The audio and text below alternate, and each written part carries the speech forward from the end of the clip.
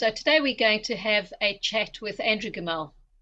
Andrew Gemmell has been a client of Revolve Commercial for a couple of years, and I've invited Andrew to speak to us today about his journey with Revolve Commercial, because it's been a very special journey, and Andrew has, I think, had quite an incredible experience, or dare I say incredible experience. Andrew, I don't know. Let me introduce Andrew. Andrew, welcome, and thank you for joining me on today's show. Hey, Mish, thanks for having us. So, yeah, pleasure to be here. Hopefully can help a few people in their own journey. Yeah, hear about what happened. It was an interesting ride, and hopefully the start of something a bit bigger too. Yes.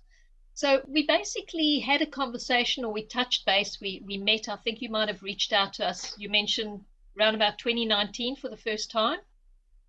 Yeah, it was. I go for a walk with a chap by the name of Steve McKnight. He used to own a business called propertyinvesting.com. He's well versed in property. He started out in resi. He wrote, I think it's 0 to 130 properties in 2.5 years. It's a best-selling book. But that was back in the day when residential was cash flow positive, and he was going out to the regions and so forth. And so we'd go walking and we'd talk a lot. And he's moved into commercial, which I can fill you in a bit more. Yeah, so with Steve, got to learn just anecdotally about commercial because we're just chatting. And it did jog my thinking process to go, okay, what next with us? We had a bit of equity in our house at the time. We were going pretty well from that point of view. So I reached out to you to have an initial conversation, which we did over the phone. And I decided to, wasn't so much decide not to do anything. I thought I'd just let it sit for a couple of months and just have a think about this and do a little bit of digging myself. And then COVID came along. We went into Christmas. So when you say you were doing a little bit of digging, were you doing digging about commercial? Were you doing digging about us, Revolve Commercial, about pursuing the commercial route? A bit of both, actually. So definitely the commercial sector, and just looking at different properties and just getting my head around it. And then also I did speak to a competitor of yours who's in the same space. And then I spoke to you. What I found though is I actually got to speak to you when I called at that time. And I didn't get to speak to the principal of the other business at the time, who I did speak with, were very nice, all good, but wasn't left with the sense of confidence that I particularly wanted. I'm sure lots of other people are fine. And yeah, I liked the fact that you were smaller, and Mish, and Queensland was definitely of interest because of my research into various yields and so forth, yields based per state and region. Queensland was attractive for me. Yeah. Okay. Well, I'm very pleased that you had that warm, fuzzy feeling that I was giving you at the time. Yeah, I got it. Because it's been a great journey with you, Andrew. So that was, and then COVID happened, and I think there was a lot of uncertainty in the market, and people weren't sure. I think we had quite a shrink back at first, and then there was the huge boost and the massive spike, and you reached out to us again, sort of late 22, I think it was, roundabout. Yeah, it was thereabouts. So what happened, COVID, everyone was surviving, particularly if you're in Melbourne, which I am, locked down for 290 odd days, which was crazy. But yeah, it was just a matter of like, let's get through this. Let's see what happens. And whilst that was going on, our house prices were going that direction, upwards. So Leon, I'm really sorry, but you're going to have to edit that bit out. Okay, so we were post-COVID and you were stuck in Melbourne? Yeah, so post-COVID, we're sort of still in and out of lockdown, but house prices really started to climb in that period after the dip. And my wife and I was probably mid-21. We went, look, let's do, as Steve McKnight says, if you want the same result, just do the same thing that everyone else is doing. But if you want a different result, you're going to have to do it differently. So there was a bit of that mantra in there. So we decided to sell our house, and also our youngest daughter is coming the end of her schooling. So were we going to stay in Melbourne or not? Potentially not. So we decided to sell the house and do something a little radical and rent and put it into commercial property. So So that's what I called you back. But that was early 22 or sort of April, I think. Mm. We got on with the house, we sold it, and we settled. We had a 6-month settlement. And then we started to go to the next stage, and that was reconnect with yourself.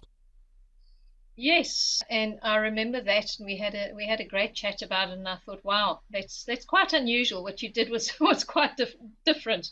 Most Yeah, people hang on to their homes, they'll pull the equity out, and then they'll go and use that for commercial. So yeah, it definitely is. Actually, I should add, during 2021, I did some structured learning through Steve as well on commercial property. And we went through a number of different deals from offer stage and all the emails involved right through to completion. And when we had his lawyers come on and talk about the contract, and we looked at due diligence checklists and how due diligence went on certain properties for him and what the conversations were. And at the end of the deal, you find out whether he actually went ahead with it or not. And the first one he didn't. Yeah, there was an issue there. It was a property in Gladstone, nothing to do with Gladstone. But yeah, so that actually cemented things. And then, so when we made that decision to reconnect with you, I actually went into that phone call definitely in a more empowered frame of mind, I guess you'd call it. Yeah. we went in. You booked a call. You had a quick 10-minute call to book a strategy session, and we would have sent you a little bit of paperwork, and we call it the master plan. Do you remember filling out the master plan and that little process? But I do vaguely, but there's a lot's happened on this journey. Some things that are a bit more memorable. But yeah, look, the basic construct of who we are, what sort of capital have we got, what sort of risk orientation have we got, what sector, or do we have an idea of what sector we want to go into, which I did, obviously. What's the bigger picture? What's the ultimate goal you're looking for? All of those sorts of things came up.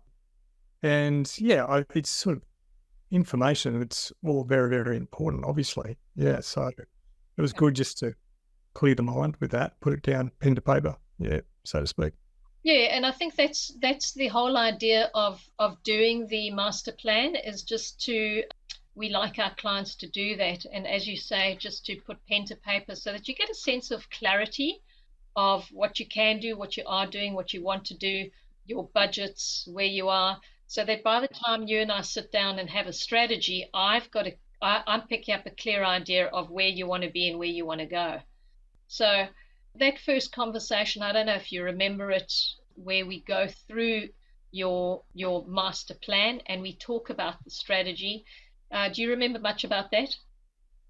Yeah, I do. I guess probably the highlights of that was what I remember the most, which was following that document that you sent me.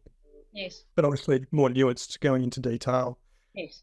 Me discovering some things that you added to that conversation, things to think about. And one of those things was, the yield can look great, but there's a lot of considerations that beyond the yield that you've got to look at to manage the risk properly and start building your portfolio in a really considered way. So I do remember that part of the conversation, which was good again, because then we could start sort of as some properties came along, we could start thinking about it in those terms.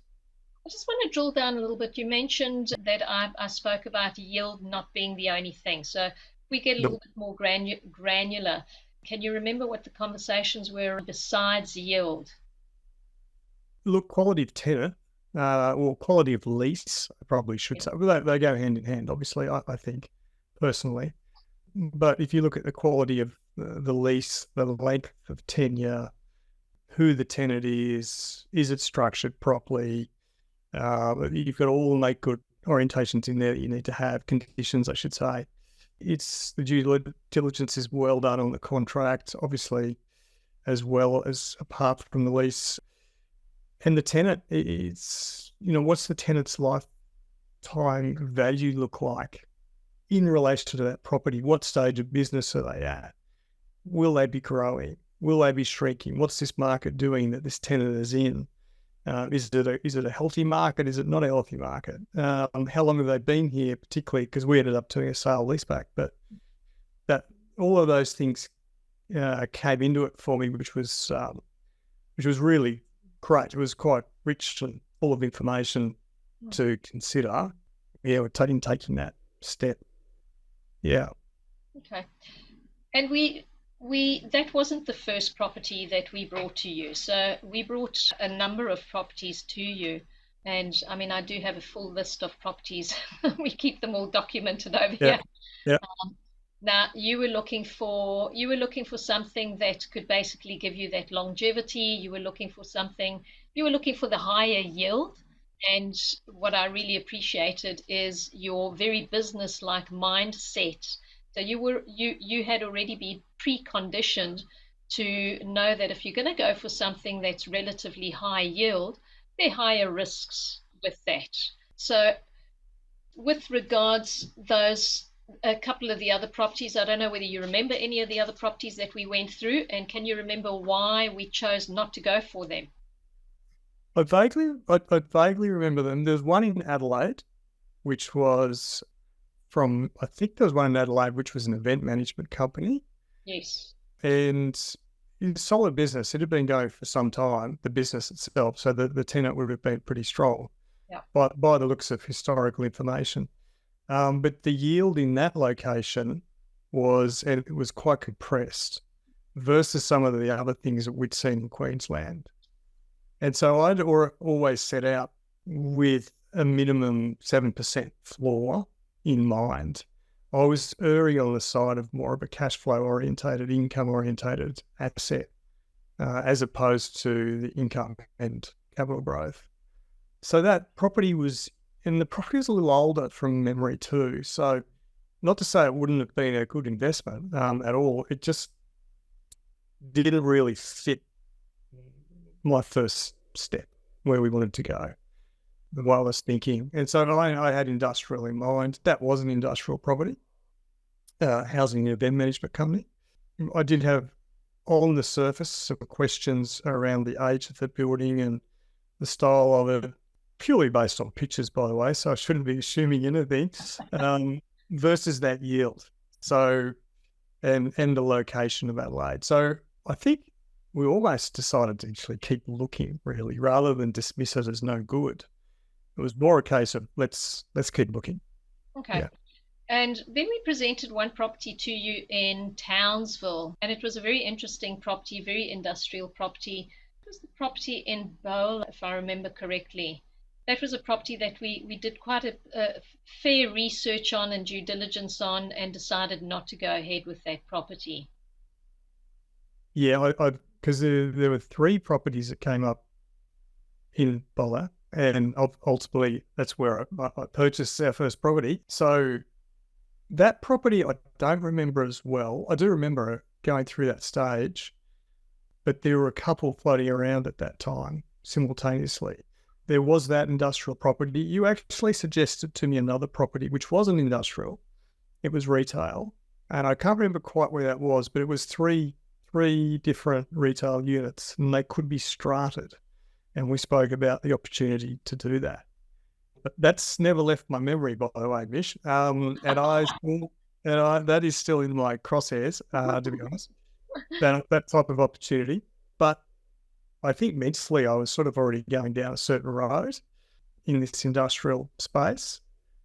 But what I took away from that and have taken away since is you might go in with a certain mindset, but there's a lot of opportunity in various sectors in commercial, and what you don't know, so get to know it. And that moving forward, yeah, I will have a much more open mind on opportunities for sure.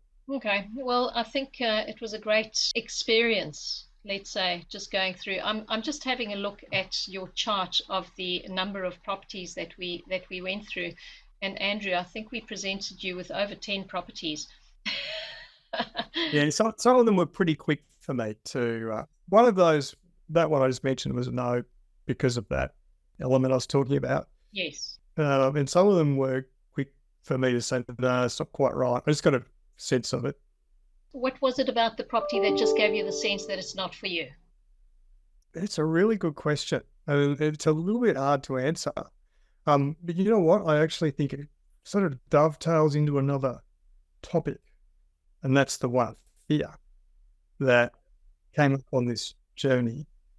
You know, it's one thing to do some learning through Steve. It's another thing to give you a call and have a chat.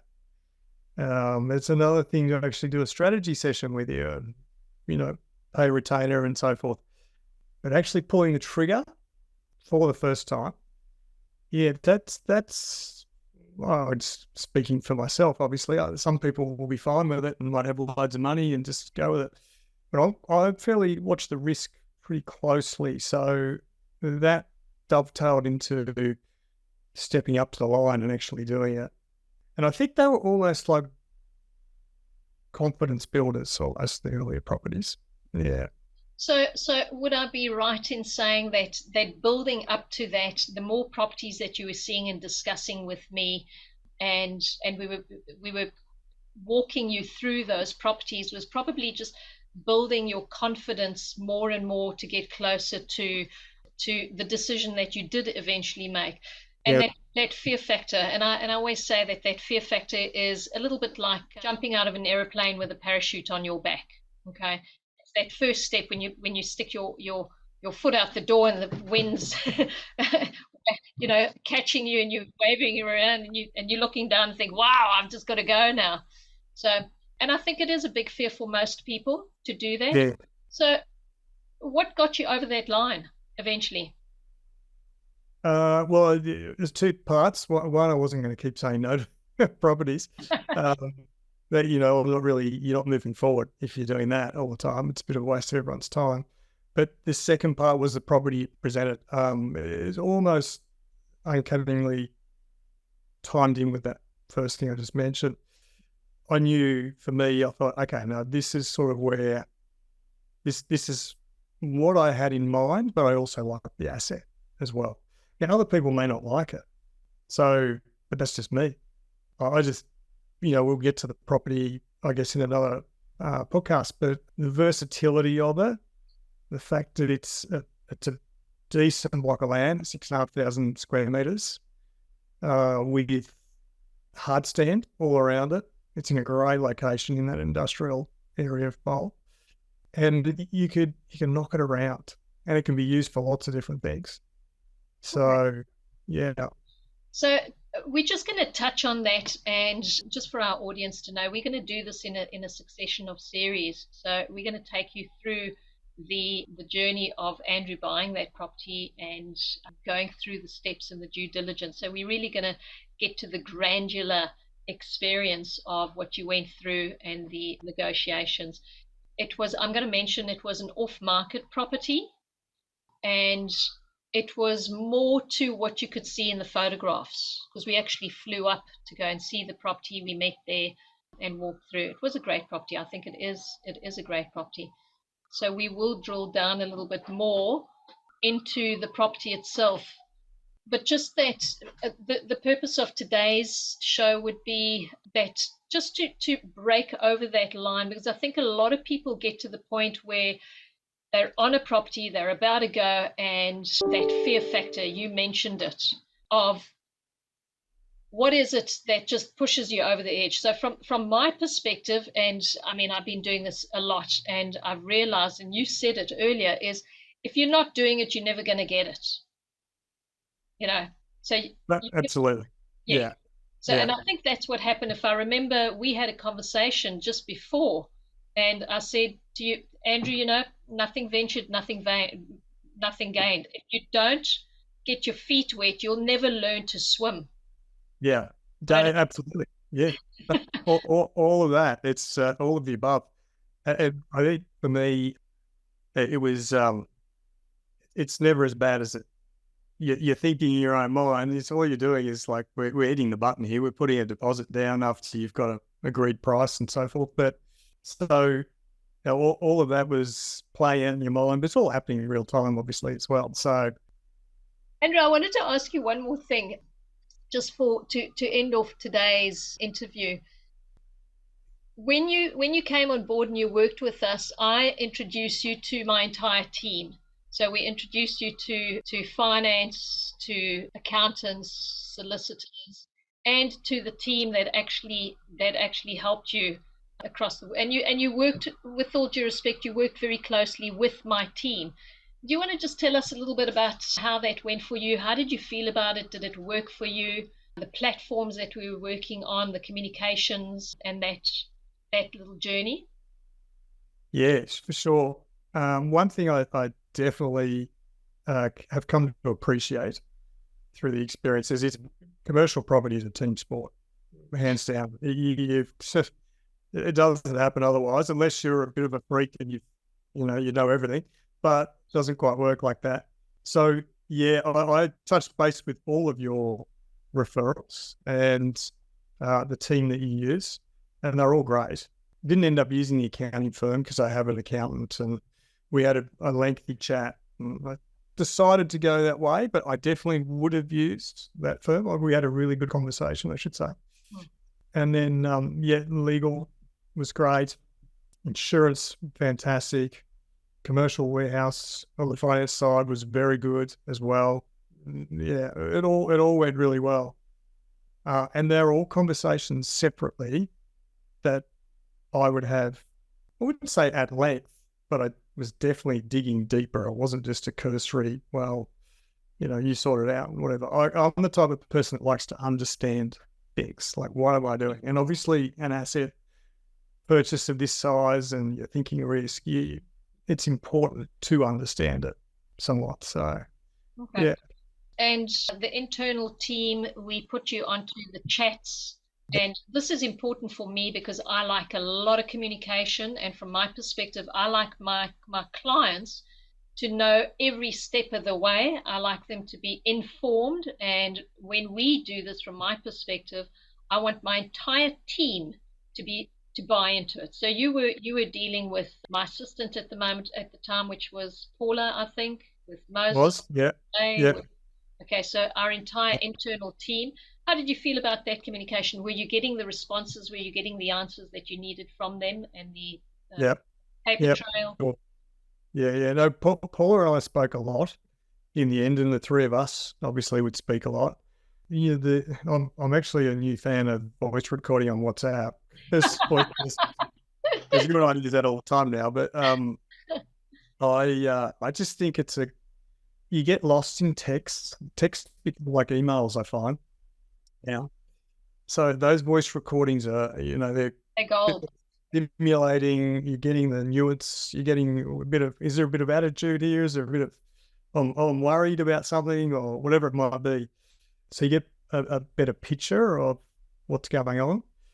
You respond in real time, just collecting your thoughts rather than trying to write it out. So that is working with Paula and yourself. Most is a bit more an email, so a bit more of a static communication with him because you're doing different type of role. Different operation. So, but in the search and the deal phase, the communication was great. Like I didn't feel like, oh, what's going on here? I don't have enough information, and I'm very much like that. I'd like to have that information and be able to. If someone's asked me a question, how's it going buying the commercial property? I'd like to be able to answer them. This is the challenge we've come across. This is what we're doing about it, and so on. And I could do that every time. So you felt informed right throughout the process. Okay. Yeah. And I think it goes back to that fear topic that we were talking about. Yep. Just once you do step across the line and you get into it, well, it's a different context then. You're like, well, we're into it now. So we just got to keep going. We've got to push through this and do the bits and pieces that we need to do. You could be left a bit high and dry in that stage as well, which might make you doubt. But when we're in that stage, it didn't happen. Okay, well, that's great. And I'm a big advocate of voice messaging because, as you say, You pick up the nuances. There's no missing communications, and it's instant. It's very, very instant. And often what happens is you busy or we busy, and we can't get onto a phone call, and that just takes phone call out. You can have a 4-second chat that just says no, do it this way for whatever reasons. Yeah, I'm definitely a huge advocate of that. I think and a lot of people, get over it and get used to it and actually get to like it. Yeah. So Andrew, on a scale of 1 to 10, let's say could I say that you went through a mentoring experience with me? And on a scale of 1 to 10, when you started versus by the time you finished and we settled that property, how much more did you know? 1 being very low, 10 being really high in that process. So there's 2 questions in there, mentoring and knowledge. Yeah, so the mentoring absolutely felt quite supported, and I'd ask you a lot of questions. Yes, you did. Because I enjoyed that. Yeah, and I asked Paula questions as well. So, and if Paula didn't know, she's great. She said, "Look, I don't know. I'll go and check," and she did, and she'll tell me. So it was fine, or she'll defer to yourself. So the mentoring and the support side of things was a rich experience, I would say. Because I was building knowledge. I'm a bit of a lifelong learner, I guess, as they say. So that part was great. And as to the second part, what was the second part of that question again? Sorry. On a scale of 1 to 10, by the time we settled that property and settled you into the property, how did you feel about, on a scale of 1 to 10, how much had you learned? Yeah, sure. So to give you the score for the first part, which I didn't do, no, that was a 10 out of 10. That was great. I really enjoyed the experience. The second part, loads. There's loads. So as I said earlier, I'd learned through Steve in fairly good detail parts of that process of identification, risk assessment. What would you like to offer? What yield are you looking at here in relation to your risk, through to acceptance, and then on you go. So that was a good experience in itself. But then when you're actually in the market, you're out of the classroom. Yes. All of these little layers and layers and layers of detail come upon us, and you go, oh, okay, right, that's interesting. Yeah, okay, we'll overcome that as well. So I was just building on top of that. So it was good. Yeah, really, really good. And I'm actually not going to say 10 because there's still loads of stuff I don't know. But I would have gone from about a 3 to an 8.5, I think. And the other 1.5 left over is what I'm going to learn in the future. So okay, so you're still busy going through the process, and just to let the audience know, this was a property that was a leaseback, and that in itself was a learning curve because the owner did not have a lease. And a little bit of gold nugget over here is if you're ever doing a leaseback, and I think the one thing that you learned is the agent always wants the lease to be signed and negotiated at settlement. And I said, under no circumstances, that lease has to be fully executed by unconditional. And they weren't too happy about that. They kind of pushed back a little bit about that, and we just drove forward. And in leaseback, that is most definitely don't take it through to settlement, because that's where you get caught short. And we'll drill down a little bit more into that in the next session. Yeah, in layman's, for me, in what you're saying, Mish, without even having your assistance with that, which was fantastic, but to me, you're too far into the deal anyway to start looking at that type of stuff. And then you've got GST triggers and all those sorts of things that might come into it. Going concerns, is the lease kicked in, etc. So, and also for the audience that don't know, once you go unconditional, you've got no foot on that lease. They can put whatever they want in the lease, and you're at their beck and call. So most definitely do it unconditional, pre-unconditional. Well, Andrew, I think this is great. It's a great start to where we're going, and I'm really looking forward to drilling down into the property with you in the next session and putting a little bit more meat on the bone. I might actually throw the property onto the screen so people can see and relate to what it is as we talk it through. Sure. Sounds great, Mish. Thank you for your time, and I hope it helps some people. Yes, thank you. Thanks for your time and joining me on going on this journey. Yeah, thank you. Have a great weekend. Okay, you too.